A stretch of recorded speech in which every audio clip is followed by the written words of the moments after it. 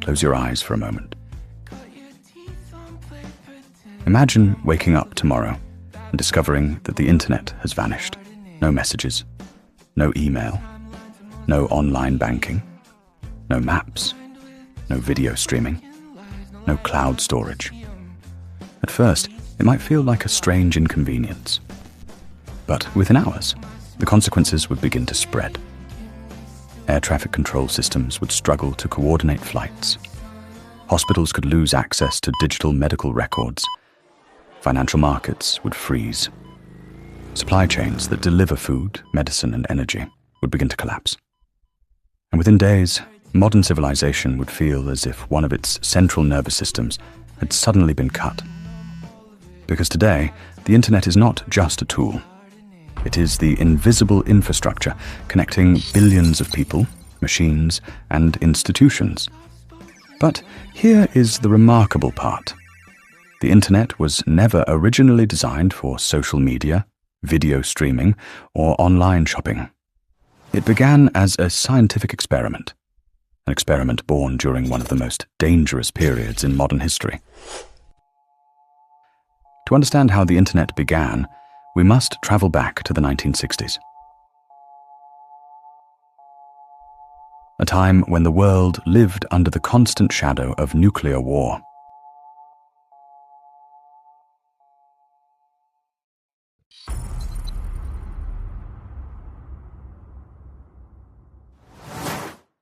During the Cold War, the United States and the Soviet Union were locked in a technological and military rivalry.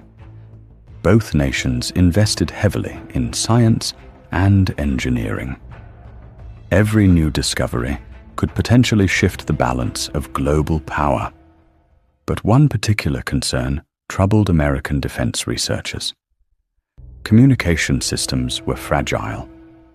Traditional telephone networks relied on centralized switching stations. If those stations were destroyed during an attack, entire regions could lose communication instantly. This vulnerability posed a serious problem. Military leaders needed reliable communication during crises. If the communication network collapsed, command and coordination could become impossible. So researchers began asking an unusual question. What if communication networks could survive even if parts of them were destroyed? What if information could travel through multiple paths instead of one central route? This question led scientists to explore a revolutionary idea. Instead of sending messages as one continuous stream, information could be broken into smaller pieces. These pieces could travel independently across a network.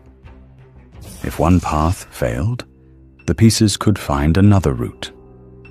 At their destination, the pieces would be reassembled into the original message. This concept became known as packet switching.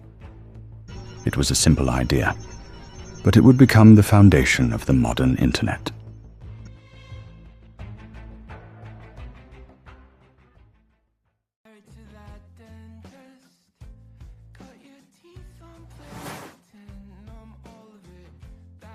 In 1969, researchers launched the first experimental packet switching network.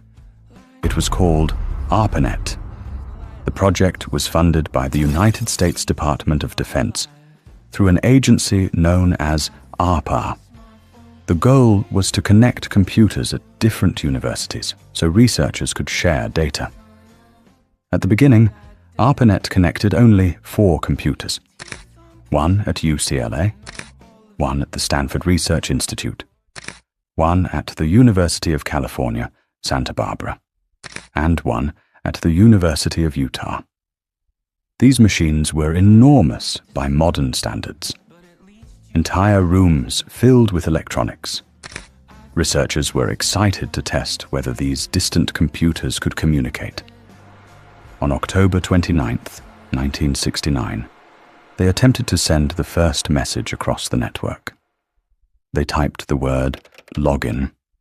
The computer successfully transmitted the letter L. then the letter O, and then the system crashed. The first message ever sent across what would become the internet was simply LO. 2 letters. A tiny beginning for what would eventually connect billions of people. But something important had already been proven. Computers could communicate across long distances. And that discovery opened the door to a completely new kind of network.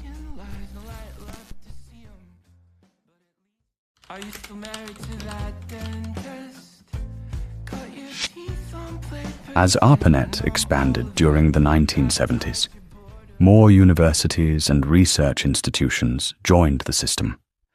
Scientists used the network to exchange research data. Engineers collaborated remotely. Communication between distant computers became possible. But another challenge soon appeared. Different organizations were developing their own computer networks. Each network used its own technology. Each network spoke its own digital language, and these networks could not easily communicate with one another. Researchers needed a universal system that could connect them all. The solution came in the form of new communication protocols. Protocols are rules that computers follow when sending and receiving data. 2 protocols became especially important: Transmission Control Protocol and Internet Protocol. Together they became known as TCP/IP. TCP ensured that packets of information arrived correctly. IP determined where those packets should travel across the network. With TCP/IP, completely different networks could now communicate.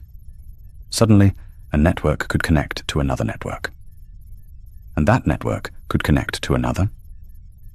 A network of networks, an internet. In 1983, ARPANET officially adopted TCP/IP as its standard communication system.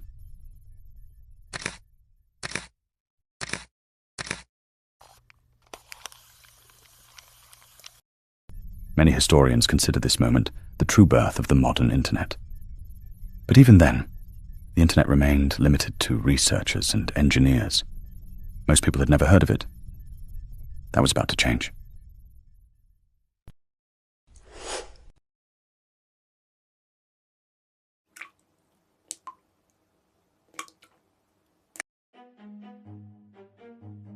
By the early 1990s, the internet was beginning to escape the world of universities and research laboratories. For more than 2 decades, it had existed quietly in the background, connecting scientists, engineers, and government institutions. But something fundamental was changing. New tools were making the internet easier to use. Web browsers were transforming the experience from technical commands into visual exploration.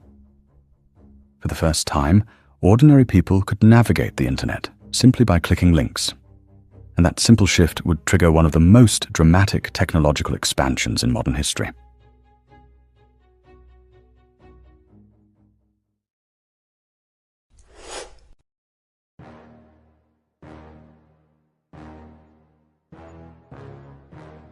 In the early 1990s, the internet was still relatively small. Only a few million people were connected worldwide. Most users accessed the network through slow dial-up connections. Computers communicated through telephone lines. Each connection began with a familiar sound, a sequence of electronic tones, modems negotiating with each other. Those sounds would soon become the soundtrack of a new digital era. As internet access expanded, businesses began to notice something important. The web could become a new marketplace. Companies realized they could publish information online, sell products, and reach customers across the globe. For the first time in history, a small company could communicate with a global audience. This possibility triggered a wave of innovation. Entrepreneurs rushed to build new online businesses. investors poured billions of dollars into internet startups. And soon, the world entered a period known as the dot-com boom.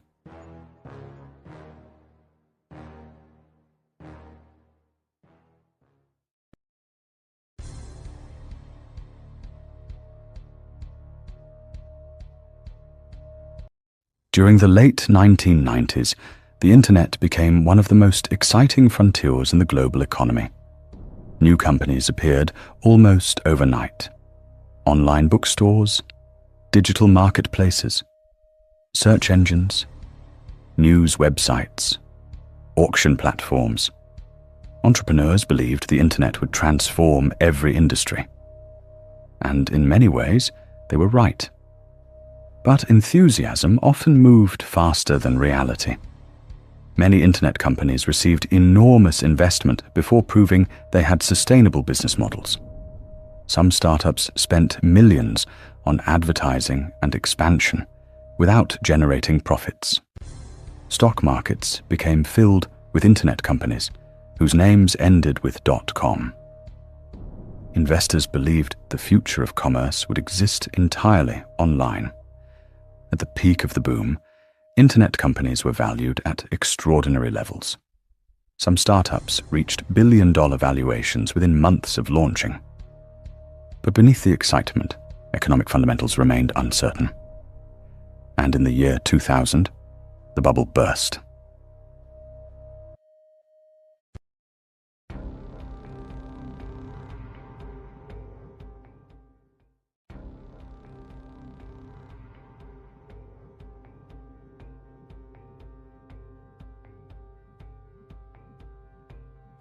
When investors began questioning whether many internet companies could survive financially, confidence quickly collapsed. Stock prices fell dramatically. Companies that had once been worth billions suddenly faced bankruptcy. Thousands of internet startups disappeared almost overnight. The financial damage was severe. Billions of dollars were lost. Entire business models vanished. For a moment, some people wondered whether the internet itself had been overhyped. But something important was happening beneath the financial chaos. Even though many companies failed, the internet infrastructure continued growing. More computers were connecting to the network. More people were discovering online communication. And a new generation of companies was emerging. Companies that would learn from the mistakes of the dot-com era.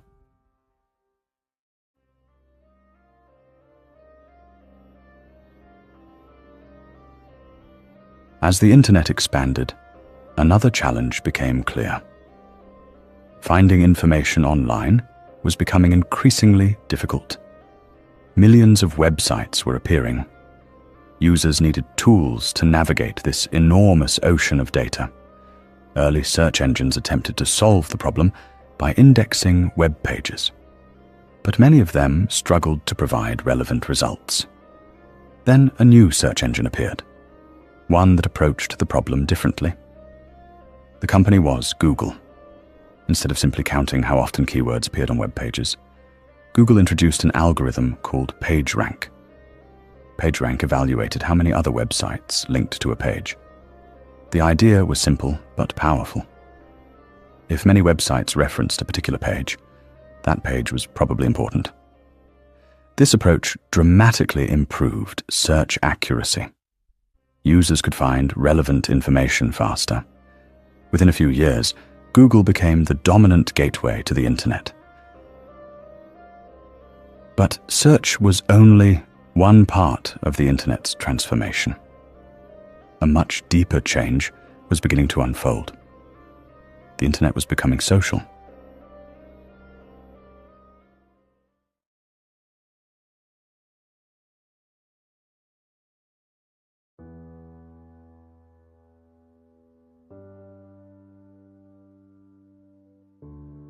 In the early days of the web, most users simply consumed information.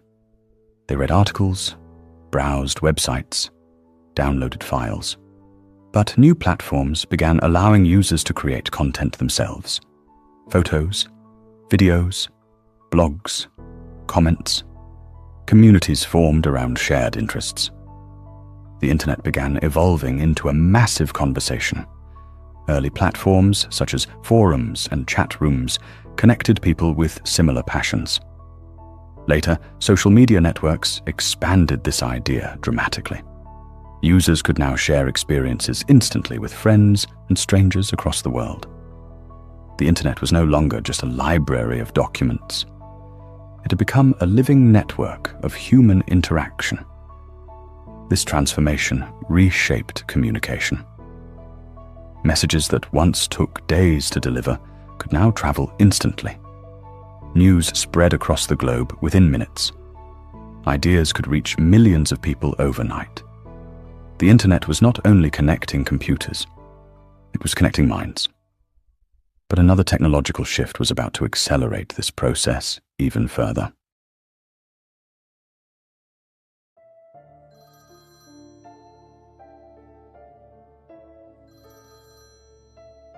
Until the mid-2000s, accessing the internet usually required sitting at a computer.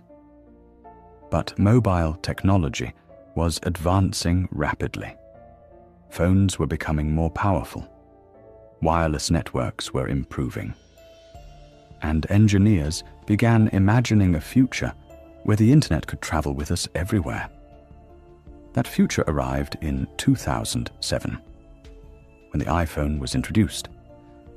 The smartphone combined multiple technologies into one device: a computer, a camera, a music player, a navigation system, and most importantly, a constant connection to the internet. Suddenly, people no longer needed to sit at a desk to access the web. The internet could now travel in pockets, backpacks, and purses. Within a decade, billions of people gained mobile internet access. The network that once connected a few universities now connected much of the global population. And this expansion would produce another powerful force: data. Massive amounts of data.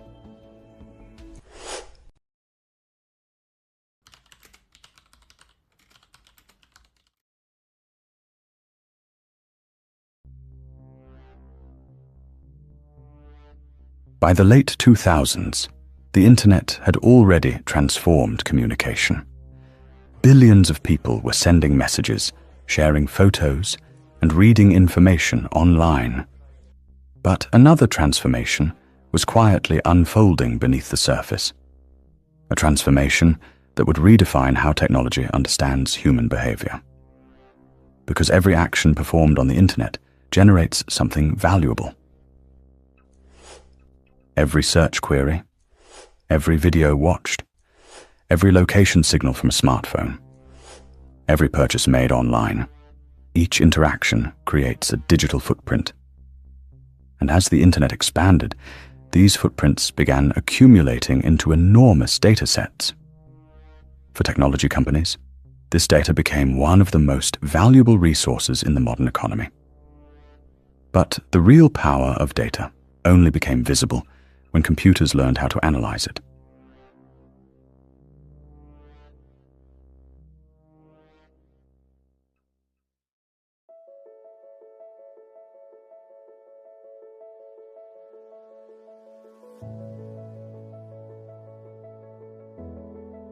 As internet usage exploded, companies began collecting and analyzing user behavior.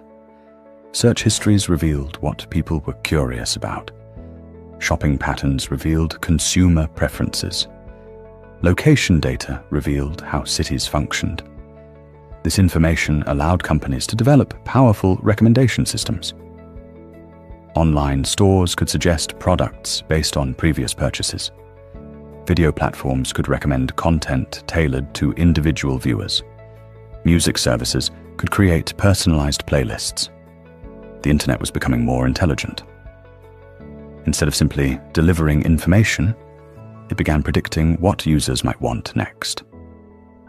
This ability to analyze behavior reshaped digital business models. Advertising became highly targeted. Companies could display advertisements specifically tailored to individual users.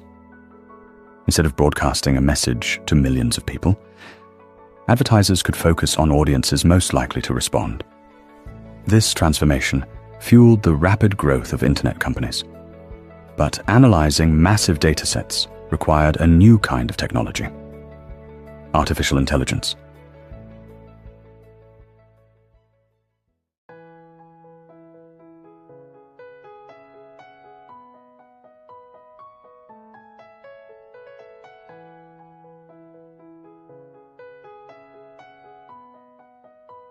Artificial intelligence had existed as a research field for decades, but the internet provided something AI systems desperately needed: data. Massive amounts of data. Machine learning algorithms improve by analyzing patterns within large data sets. The internet offered exactly that. Billions of users interacting with digital platforms every day. Every search, every click, every message became part of a growing information ecosystem. This environment allowed machine learning systems to improve rapidly. Search engines became smarter. Voice assistants learned to understand spoken language. Image recognition systems began identifying objects in photos. Translation software improved dramatically. The internet was no longer just connecting computers. It was training machines to understand the world. Today, many online services rely heavily on artificial intelligence. Recommendation algorithms determine which videos appear in your feed. Machine learning systems detect fraudulent financial transactions. AI models filter spam emails. Navigation systems analyze traffic patterns in real time. These systems operate quietly behind the scenes, but they shape how billions of people experience the internet every day. And the role of AI in the internet ecosystem is growing rapidly.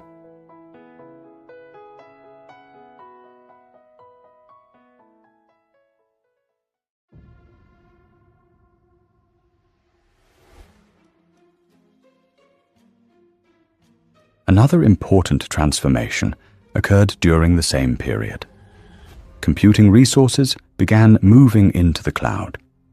Instead of storing information directly on personal computers, data could now be stored on remote servers. These servers are located in massive data centers around the world. Inside these facilities, thousands of machines operate continuously, processing information, storing files, running algorithms. Most internet users never see these machines, but they power the services we rely on daily: email systems, video streaming platforms, social networks, online games. Cloud computing allows companies to scale their services rapidly. When millions of users join a platform, new computing resources can be deployed almost instantly. This invisible infrastructure has become one of the foundations of modern technology, and continues expanding as the internet grows.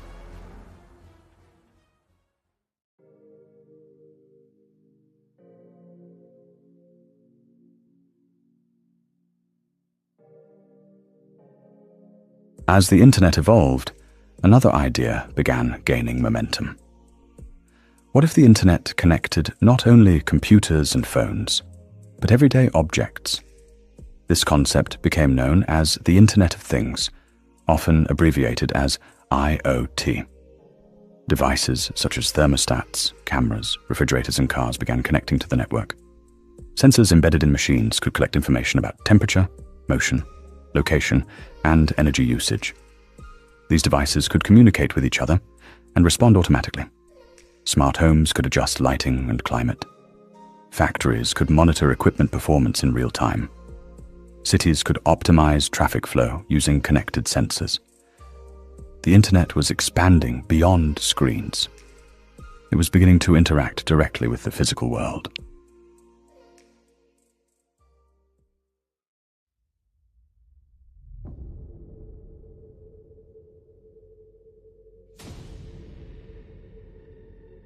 The internet has created extraordinary opportunities, but it has also introduced serious challenges: privacy concerns, cybersecurity threats, the rapid spread of misinformation, and the growing influence of algorithms on public opinion.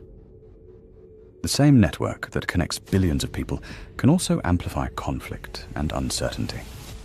Managing this digital world now requires balance between innovation and regulation, between openness and security, between freedom of expression and responsibility. At the same time, a new technological wave is emerging. Artificial intelligence is transforming the internet once again. Machines can now generate text, images, music, and video. Language models assist with research and writing. Intelligent systems help create and analyze information. The internet is no longer just a place to search for answers. It is becoming a space where humans and machines collaborate. Meanwhile, new technologies are shaping the future of connectivity. Satellite internet networks, quantum computing, virtual and augmented reality. What began as a small experiment connecting a few research computers is evolving into something far greater. A global information system connecting billions of people. It began with a simple message, 2 letters, LO. From that moment emerged the most powerful communication network in human history. The internet reshaped commerce, education, and communication, and it transformed how knowledge moves across the world. But its story is still being written. Every search typed, every message sent, every video watched, adds another connection to the digital web surrounding our planet. The internet did not simply connect computers, it connected humanity.